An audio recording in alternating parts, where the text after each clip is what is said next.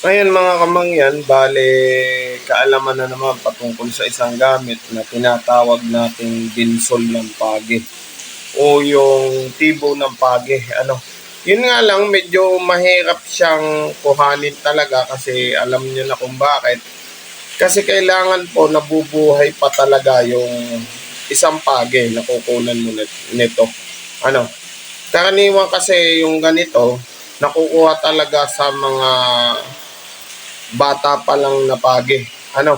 Pinuputol at inaalpasan uli yung pagi.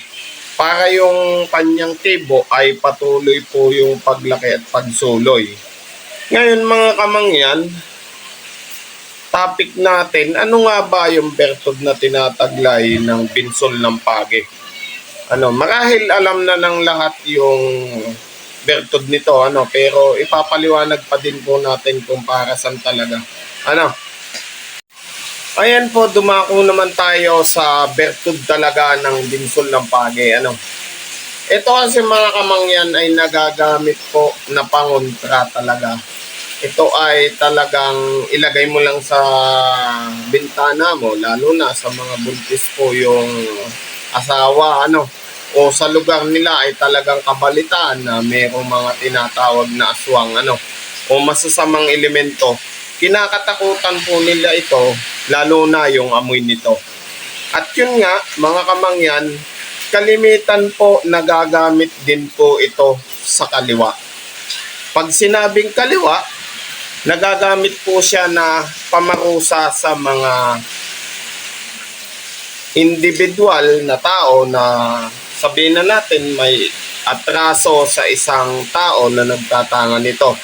Nagagamit din po siya sa magnanakaw, lalo na kung yung isang nagnakaw sa bahay ay may naiwang bakas ng paa. Maaari itong magamit upang bigyan ng kaparusahan yung pumasok sa bahay na yun. Kalimitan ginagamit din siya sa mahikang itim. Kasamahan nito yung niyog na walang mata. Yun ang ginagamit. Eto mga kamangyan, dati kaganyan lang kaliit yan. Maliit lang ho yan. Humaba na siya ng humaba kasi nakababad siya sa tubig na buhay. Pero yung pinagbababadang ko nito, Agua de Mayo, mga kamangyan. Kaya siya ay palaki ng palaki.